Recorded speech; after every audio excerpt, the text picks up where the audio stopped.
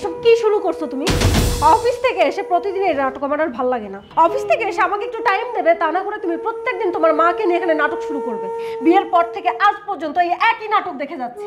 শোনো, এসব কিন্তু বেশি দিন চলবে না, আর এভাবে যদি চলতে থাকে তাহলে কিন্তু এই বাড়িতে আমি থাকবো না বলে দিলাম। So what? হ্যাঁ, তাতে কি হবে? আমার কিচ্ছু যায় আসে না। আমি তোমাকে বিয়ের সময় বলছিলাম যে এই দুনিয়াতে আমার মা ছাড়া কিন্তু আর কেউ নাই। আমার পুরো দুনিয়া একদিকে, আমার মা একদিকে। আমাকে বিয়ে করতেছো, ওকে ফাইন, কিন্তু আমার সাথে জীবনসঙ্গী হিসেবে আমার সাথে জীবন পার করার একটা শর্ত আছে, সেটা হচ্ছে আমার মায়ের সেবা যত্ন। আজ পর্যন্ত দেখলাম না যে তুমি আমার মায়ের সেবা যত্ন করো, আর আমি যেখানে করতেছি তাহলে সেখানে তোমার এত সমস্যা কেন হচ্ছে? আমি প্রতিদিন অফিস থেকে আসার পরে আমার মায়ের সেবা যত্ন করি। আমি তার পা মুছে দেই, পা ধুয়ে দেই, তারপরে একসাথে টেবিলে বসে আমরা দুইজন মিলে খাই। এটা কি তুমি ভুলে গেছো? হ্যাঁ, নাকি তোমার মনে নাই? আমি প্রতিদিন যা করি এখনো তাই করব, ইন ফিউচার সেইটাই করব। কারো যদি কোনো সমস্যা হয় সেই বাড়ি থেকে চলে যেতে পারে। বাহ, নতুন নাটক শুরু করছো। নতুন নাটক শুরু হয়েছে এই জায়গায়। আমি এখান থেকে চলে যাব। যখন বিয়ে করছিলে তখন বলছিলে তোমার মায়ের সেবা যত্ন করতে হবে, কিন্তু তোমার মায়ের যে প্রতিদিন এত আধিক্যতা করতে হবে, এত সেবা যত্ন করতে হবে, এটা তুমি বুঝতে পারিনি। আমি মনে করছি তোমার মাকে টাইম মতো খাবার দিলেই হবে, কিন্তু না, তোমার মাকে ওয়াশরুমে নিয়ে যাও, তোমার মাকে গোসল করাও, তোমার মায়ের পাও ধুয়ে দাও।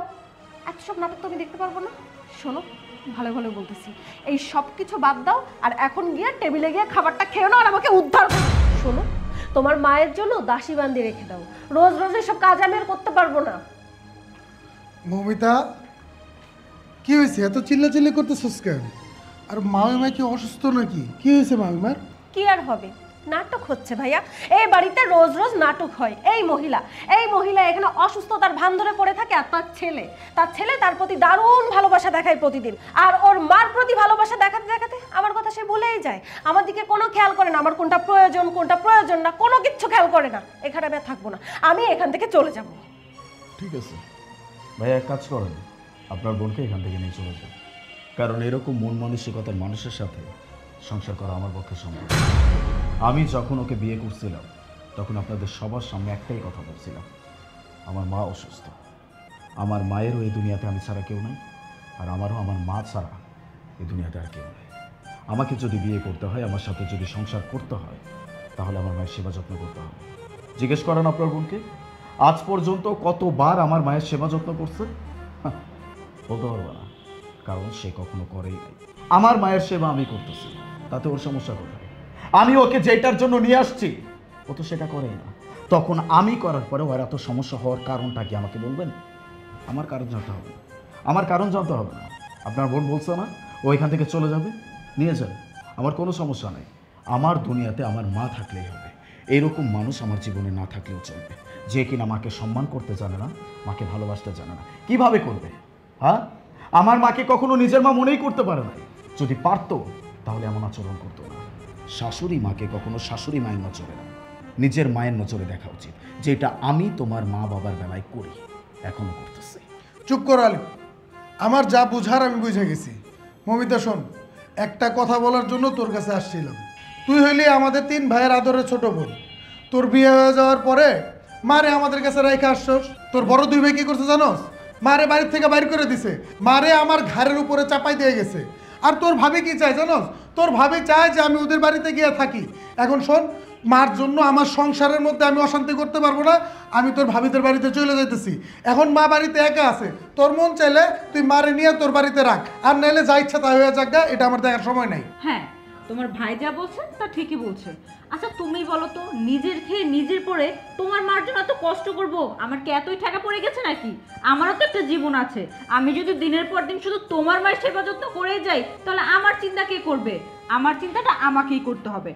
তাই আমি চিন্তা করেছি যে আমি আজ থেকে তোমার ভাইকে নিয়ে আমার বাবা বাড়িতে থাকবো, আর তোমার মা যেখানে মতো সেখানে যাক, মোরগ বাচক তার ব্যাপার, আমাদের দেখার কিছু নাই। আজব তো, তোমরা এতটা অমানুষ কিভাবে হতে পারো? মায়ের ভালোবাসার কথা ভুলে গেছো? মা কি না করছে আমাদের জন্য, আর আজকে আমার মাকে খেতে দেওয়ার মতো, দেখার মতো, সেবা যত্ন করার মতো কেউ নেই। এমন তো না যে তোমরা এক ভাই, 3টা ভাই, কিন্তু কেউ দেখাশোনা করতে পারছো না। ঠিক আছে, বড় ভাই দুজন ওরা মূর্খ, পড়াশোনা করেনি, ওদের সংসারে অনেক টানাটানি করে চলে, কিন্তু তুমি তো ভালো জব করো, তুমি এমন একটা কথা কিভাবে বললে ভাইয়া? তোমার কাছ থেকে আমি এটা আশা করিনি। আমার মাকে তোমরা ভাত কাপড় দিতে পারবে না, এটা কোন ধরনের বেয়াদবি? তাই তো, এটা কোন ধরনের বেয়াদবি? আপনারা তো অন্যায় করতেছে, তাহলে তুমি কি করতেছো? হ্যাঁ, নিজের মা আমার মা কি বানের জলে ভেসে আসছে?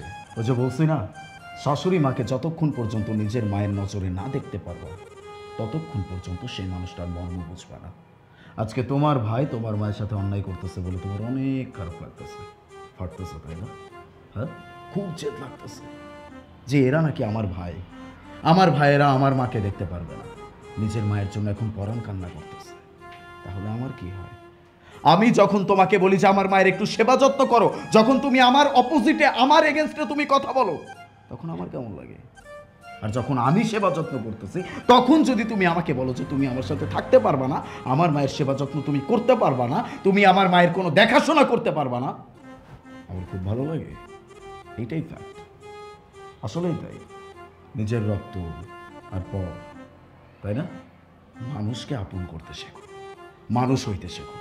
যতদিন পর্যন্ত এটা না পারবা ততদিন পর্যন্ত আমার বাড়ি কেন, দুনিয়ার কোথাও নিজেকে অ্যাডজাস্ট করতে পারবা না।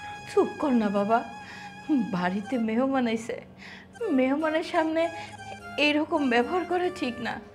বৌমা যাও, তুমি ওদের নিয়ে ভিতরের ঘরে যাও আর খাওয়া দাওয়ার ব্যবস্থা করো। হ্যাঁ মা, তার আগে আমার কিছু কথা আছে। আমি না বুঝে আপনার সাথে অনেক খারাপ ব্যবহার করে ফেলেছি মা। আমি একবারও চিন্তা করিনি যে আমার মায়ের জন্য আমার যতটা খারাপ লাগে ঠিক ততটা খারাপ আলিপেরও আপনার জন্য লাগে। তাই এখানে আসার পর থেকেই আপনাকে আমার শাশুড়ি না, মায়ের নজরে দেখা উচিত ছিল। আমি যদি আপনাকে মায়ের নজরে দেখতাম তাহলে আমিও আপনার মেয়ে হয়ে যেতাম, কিন্তু আমি এটা কখনো ভাবিনি। না বুঝে কত খারাপ ব্যবহার করেছি, কত অন্যায় করেছি। আজকের পর থেকে আর আমি এমনটা করব না। আমাকে আমাকে তোমরা মাফ করে দাও। ভাইয়া ভাইয়া বিশ্বাস করো, আমি যা করেছি না বুঝে করেছি। তুমি প্লিজ মায়ের সাথে খারাপ ব্যবহার করো না। মাকে যদি তোমরা সবাই এইভাবে বের করে দাও, সবাই যদি মাকে অবহেলা করো, তাহলে মা কোথায় যাবে? মায়ের তো কোথাও যাওয়ার জায়গা নেই। আমিও শাশুড়ির সাথে খারাপ ব্যবহার করব না, আর তোমরাও করো না। একটা কথা শোন মমিতা, তোর আর আমার গায়ের রক্ত এক হতে পারে, আমরা একজনেরই জন্ম, কিন্তু আমি তোর ভাই হলেও তোর মতো অমানুষ হই নাই। আমার বড় দুই ভাই আমার মাকে বাড়ি থেকে বের করে দিছে, আমার ঘাড়ের উপরে চাপাই দিছে, কিন্তু আমি আমার মারে কখনো বোঝা মনে করি না। মারে আল্লাহ দেওয়া নিয়ামত মনে করতেছি, আর আমি এটা ভাবতেছি যে আমার সৌভাগ্য আমি আমার মায়ের শেষ বয়সটা মার দোয়া পাচ্ছি, মার সেবা করতে পারতেছি। তোর মতো অমানুষ আমরা হই নাই। আর শোন, আমি শিপু বেঁচে থাকতে আমার মার সেবা যত্নের কোনো ত্রুটি আমি নিজে করব না, আর কাউকে করতেও দেব না, এটা আমার ওয়াদা। মমিতা, তুমিও মেয়ে আমিও মেয়ে, তোমারও মা আছে আমার একটা মা আছে। তুমি যদি একটা মেয়ে হয়ে তোমার শাশুড়ির সাথে সবসময় এরকম খারাপ ব্যবহার করো, তাহলে তোমার থেকে 8-10টা মেয়ে থেকে কী শিখবে বলো তো? আজকে আমি যদি আমার শাশুড়ি মানে তোমার মার সাথে এরকম খারাপ ব্যবহার করি, তখন তো তোমার খারাপ লাগবে, ঠিক যেমনটা এখন আলিফ ভাইয়ের লাগছে। আলিফ ভাই প্রায় সময় আমাদের ফোন করে বলতো তুমি নাকি তার মার সাথে খুব খারাপ ব্যবহার করো, সবসময় তার উপর অত্যাচার করো, কিন্তু তোমার ভাই কখনো সে কথা বিশ্বাস করেনি। তোমার ভাইয়া বিশ্বাস করেনি দেখে আজকে দুজন আমরা এখানে আসছি তোমার আসল রূপটা দেখার জন্য। আর এসে যা দেখলাম, আমি এবং তোমার ভাই বিশ্বাসই করতে পারছি না যে তুমি আসলে আমার ননদ। তুমি তোমার শাশুড়ির জন্য কি করবা না করবা সেটা আমি জানি না, কিন্তু আমি আমার শাশুড়ির জন্য আমার নিজের জীবনটা দিয়ে দিব, কারণ আমি একটা মা রেখে আরেকটা মার ঘরে এসেছি, তাকে তো আমার দেখতেই হবে, তাই না? আমি আসলে অনেক অন্যায় করছি, কিন্তু এই শিক্ষাটা আমার সারা জীবন মনে থাকবে। আজকের পর থেকে সত্যি আমি আর কখনোই আমার শাশুড়ি মায়ের সাথে খারাপ ব্যবহার করব না। তোমরা সবাই আমাকে মাফ করে দাও। আলিফ, হ্যাঁ আলিফ প্লিজ আমাকে মাফ করে দাও। আমি বুঝি নাই, আজকের পর থেকে আমি আর এমনটা করব না। তুমি এখন থেকে মাকে নিয়ে আর কোনো চিন্তা করবা না। মায়ের সব দায়িত্ব, মায়ের দেখভাল সব কিছু আমি করব। এদিকে দাও।